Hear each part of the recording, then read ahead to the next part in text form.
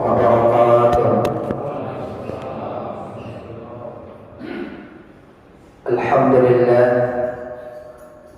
alhamdulillahi rabbil alamin, wassalatu wassalamu ala rasulillah. Allahumma salli ala sayyidina Muhammad al-fatih lima u'laq wal khatimi lima sabaq, nasirul haqqa bil haqq wa hadiya ila siratil mustaqim. Asyhadu an la ilaha illallah wahdahu la syarika lah, iyyahu na'budu wa iyyahu nasta'in, wa asyhadu anna Muhammadan abduhu wa rasuluh. Wa qala Allah ta'ala fi kitabil karim wa huwa asdaqul qailin, yauma tashhadu 'alaihim alsinatuhum wa aydihim wa arjuluhum bima kanu ya'malun.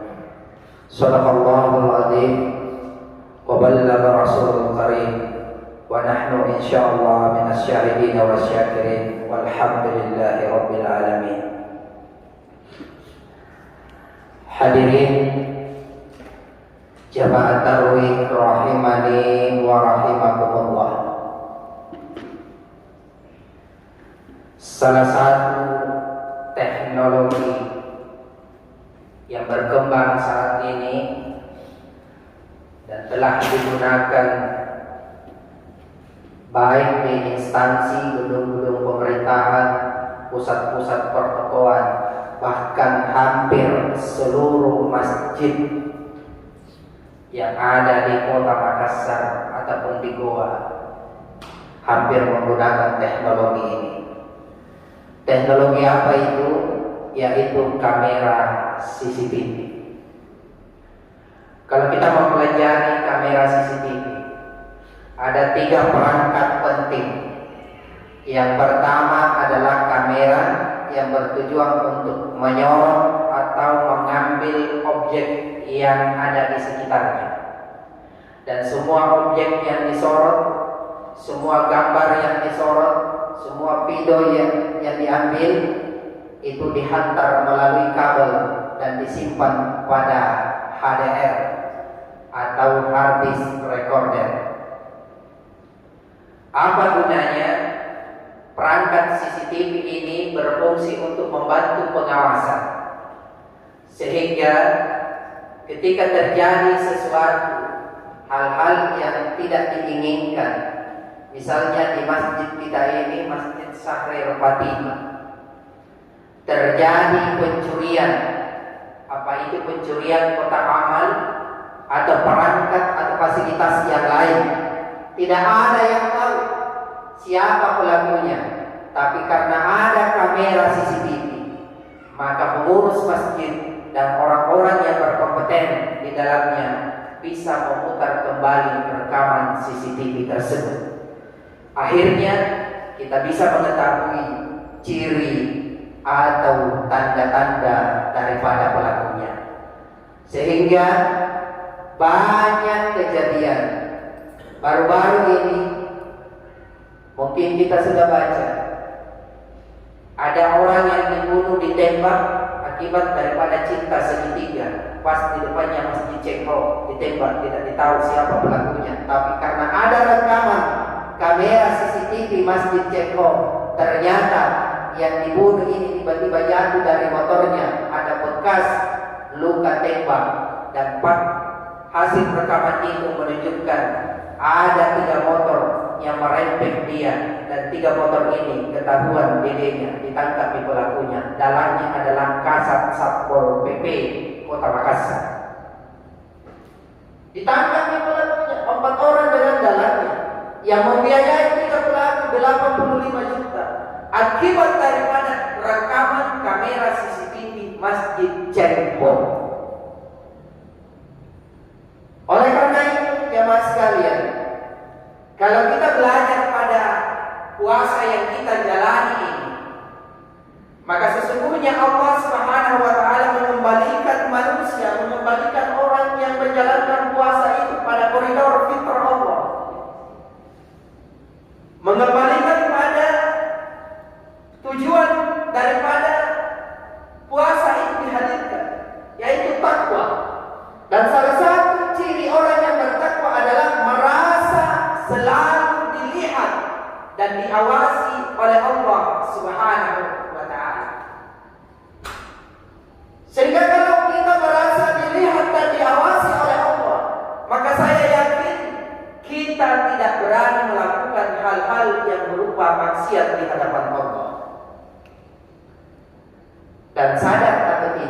jemaah sekalian, Allah telah meletakkan perangkat CCTV di dalam diri kita. Ketika manusia sudah digiring di padang mahsyar, di yaumil hisab nanti, manusia dihadapkan kepada Allah Subhanahu wa taala, berkumpul di hadapan pengadilannya Allah, di mana riwayat menyatakan bahwa matahari tinggal sejengkal di atas kepala kita. Pada hari itu banyak manusia tenggelam dengan akibat daripada keringatnya sendiri. Ada yang berperkara dengan dirinya sendiri. Kenapa? Karena rupanya di hadapan Allah semua apa yang dia kerjakan diperlihatkan kembali. Dalam surah An-Nur ayat 24, Allah Subhanahu wa taala berfirman, "Yauma tashhadu 'alaihim alsinatuhum wa aydihim wa juluduhum wa arjuluhum bima kanu ya'malun." Dan di hari ketika lidah, tangan dan kaki memberikan kesaksian atas apa yang kita kerjakan. Kalau kita merujuk pada ayat ini, berarti ada 3 perangkat yang akan memberikan kesaksian, akan membuka semua apa yang telah kita kerjakan di muka bumi ini, baik itu amal buruk maupun amal baik kita. Tangan, kaki, dan lidah akan berbicara. Ayat ini dipertegas oleh Allah Subhanahu wa taala dalam surah Yasin, yang mungkin kita sudah baca setiap hari Jumat bagi yang mementingkan mendawamkan Yasin setiap malam Jumat. Al-yawma nakhtimu ala afwahihim wa tukallimuna aydihim wa arjuluhum bima kanu yaksibun. Dan ingatlah ketika mulut dikunci, tetapi tangan dan kaki memberikan kesaksian atas apa yang kalian kerjakan. Kalau di dalam surah An-Nur ayat 24, Allah mengatakan, Allah menjelaskan bahwa lisan kita menjadi saksi. Tapi kenapa di surah Yasin Allah berkata mulut dikunci? Artinya lidah tidak bisa berbuat apa-apa. Ternyata berdasarkan tafsir Ibnu Katsir disebutkan bahwa ternyata Pak, memang lidah ini Bu, memang capilan. Sampai-sampai di hadapan Allah, di pengadilannya Allah, ini lidah masih menyesali perbuatan kita. Ketika disampaikan catatan malaikat, apa benar catatan malaikat ini benar kamu melakukan ini, perbuatan dosa ini. Kalau perbuatan baik diakui, tapi begitu disebutkan perbuatan buruknya, maka lidah ini menyangkal, oh tidak, catatan malaikat itu salah. Saya tidak pernah mencuri sandal di malam ke-20 di Masjid Safir Fatimah misalnya. Akhirnya karena capilan, Allah membuat keajaiban, yaitu nama bagi lidahnya, membuat lidah itu mengembang, memenuhi rongga mulut kita. Bayangkan nih kalau lidah sudah mengembang seperti panjang unta, tinjutan, kira-kira bisa kita tak goyang dengar? Tidak bisa nih. Akhirnya begitu dia terkunci, maka keluarlah suara di tangan kita dengan kaki kita. Bilang siapa bilang Ustaz Kanci? Kamu bawa sandal jepit, tiba-tiba kamu keluar pakai sandal baru. Nabi lagi juga kakian, karena bangkingan, karena iyo, pakai pakai. Begitu. Tidak percaya lagi, dasarnya lagi ini tidak percaya, maka diputarlah layar. Bahkan jemaah sekalian, dalam surah Fussilat lebih ngeri lagi. Allah berfirman, "Wa ma kuntum tastatiruna ay yashhada 'alaikum sam'ukum wala absarukum wala juludukum walakin zanantum anna Allaha ya'lamu katsiran mimma ta'malun." Apakah kamu mengira engkau akan lepas dari kesaksian pendengaran, kesaksian penglihatan, kesaksian tanganmu, bahkan kulitmu mengetahui lebih banyak apa yang kamu kerjakan? Maka pantas Ibnu Athaillah Az-Zakandari dalam kitab Al-Hikam menyebutkan bahwa wahai manusia, kalau engkau ingin berbuat maksiat di hadapan Allah atau engkau beribadah kepada Allah, boleh katanya, boleh, tapi dengan catatan buka sarungmu dari tubuhmu. Sarung yang mana yang dimaksud, Pak? Bukan sarung wadimor yang kita pakai, gajah dulu yang kita pakai, bukan jubah yang kita pakai, kemeja yang kita pakai, yang dimaksud oleh beliau untuk dibuka, tapi yang dimaksud beliau adalah kulit kita. Kira-kira, Pak, ada yang bisa buka kulitnya? Buka dulu kulitnya, apalagi minum balon. Boleh? Buka dulu kulitnya, baru jangan sholat. Tidak bisa lagi, Pak. Kenapa? Karena kulit ini memberikan kesaksian di hadapan Allah Subhanahu wa Ta'ala. Bahkan di ayat lanjutannya, orang bertanya kepada kulitnya sendiri, wahai kulit, mengapa kamu bersaksi, berbicara, memberitahu apa yang telah aku kerjakan di hadapan Allah? Apa nabilah kulitnya yang membuat saya bicara adalah Allah. Sebagaimana Allah membuat sesuatu berbicara. Nah, kalau demikian, Pak, kemana kita akan bersembunyi dari segala bentuk maksiat dosa yang kita lakukan? Maka pantas kenapa Allah mempertegas lagi, wa may ya'mal mithqala dzarratin khairan yarah wa may ya'mal mithqala dzarratin syarran yarah. Setiap perbuatan baik dan buruk, walaupun sehalus debu, sebesar biji zarah pun, maka Allah akan berikan ganjaran, balasan, apa itu pahala yang baik atau perbuatan buruk kita.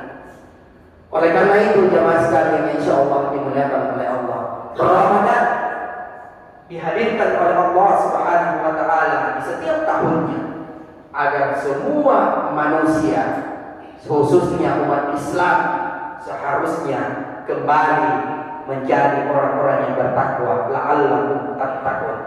Karena indikator ciri orang yang bertakwa adalah mereka merasa selalu dilihat, diawasi, dilihat, didengar apapun yang dilakukan oleh Allah, apapun yang kita lakukan oleh Allah Subhanahu wa Ta'ala. Sehingga kalau dia pemimpin benar-benar menjadi pemimpin yang membawa kuasanya, maka dia akan menjadi pemimpin yang jujur. Ketika dia bertani, menjadi petani yang jujur. Apapun profesi kita akan menjadi orang-orang yang jujur, disiplin. Kenapa? Karena sudah merasa dekat dan didekatkan oleh Allah Subhanahu wa Ta'ala. Oleh karena itu, di akhir-akhir Ramadan ini, sebagai penutup, jaga semangatnya.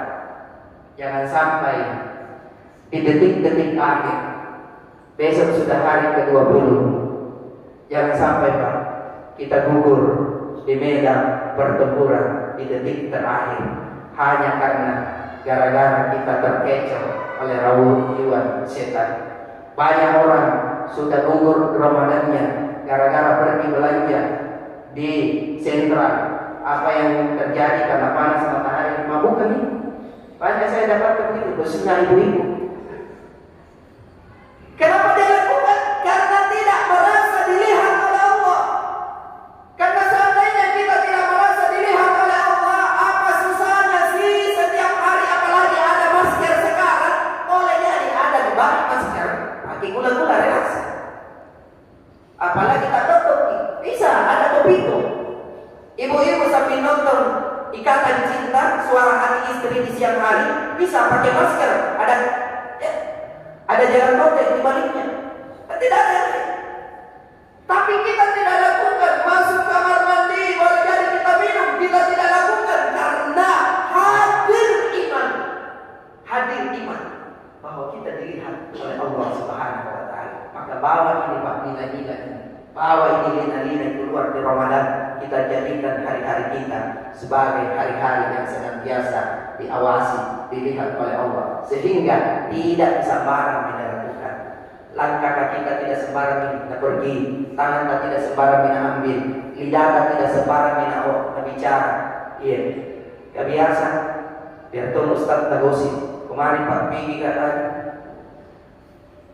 ceramah kasihan kan dia, baru lewat masuk bilang deh baju no Ustaz, baju cewek. Udah masalah memang ibu-ibu bilang, tapi yakin insya Allah semua yang kita lakukan akan dipertanggungjawabkan di hadapan Allah Subhanahu wa Ta'ala.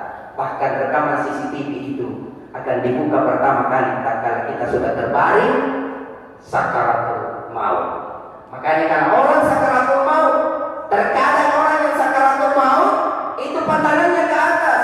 Kalau dia pandangannya ke atas, tidak ingin bele-bele, maksudnya tidak menoleh ke kiri, tidak menoleh ke kanan, tidak gelisah hatinya, berkeringat tidaknya, sesekali dia senyum, maka yang diperlihatkan itu adalah rekaman yang baik-baik.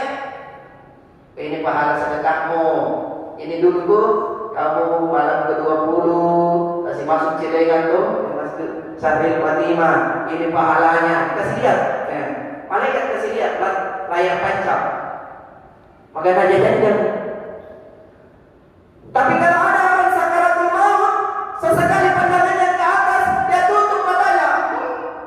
Gelisah kiri kanan, hanya mencari kata-kata sebul hatimah. Maka kalau begitu, dia memperlihatkan amal-amal buruknya. Ini dulu bekerja. Dong, selalu kau minum susu. Susu dari nimba tuh, susu dari aren. Iya. Kita lihat Pak, ini balasannya. Akhirnya kamu tidak mau lihat. Begitu. Karena ada rekaman CCTV. Jadi hati-hati. Insya Allah dalam menjalani hidup dan kehidupan, setiap kita melenceng terbetik niat yang tidak baik untuk bermaksiat kepada Allah, setiap ada niat untuk menunda sholat, menunda ibadah kepada Allah, ingat awas ada kamera CCTV. Ini yang bisa saya sampaikan. Adalah Allah wa yakum. Assalamualaikum warahmatullahi wabarakatuh.